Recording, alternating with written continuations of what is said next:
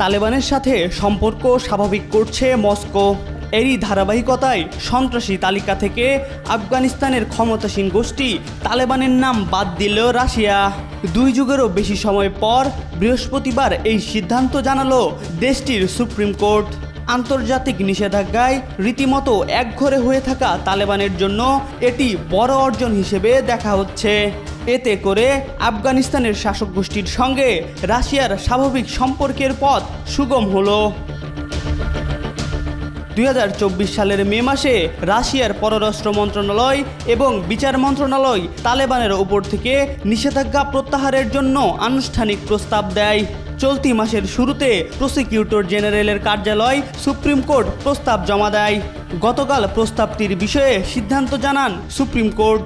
এর আগে সংগঠনটির প্রতিনিধিরা বিভিন্ন আন্তর্জাতিক ফোরামে অংশ নিতে একাধিকবার রাশিয়া সফরও করেছে। 2003 সালে তালেবানকে নিষিদ্ধ সংগঠন হিসেবে ঘোষণা করেছিল রাশিয়া।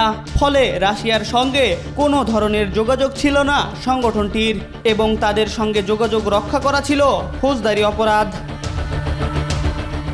এর আগে 2021 সালে যুক্তরাষ্ট্র নেতৃত্বাধীন পশ্চিমা সামরিক বাহিনী আফগানিস্তান ছেড়ে চলে যাওয়ার পর আগস্টে দেশটির ক্ষমতা দখল করে তালেবান। যদিও কোনো দেশই এখনও তালেবানকে সরকারের স্বীকৃতি দেয়নি। তবে স্বীকৃতি না দিলেও কাবুলে বর্তমান চীন, ভারত, সৌদি আরব, সংযুক্ত আরব আমিরাত, কাতার এবং ইরানের দূতাবাস রয়েছে। তালেবানের অধীনে 2023 সালে আফগানিস্তানে প্রথম রাষ্ট্রদূত নিয়োগ করে চীন। MR আকাশ, আজকাল।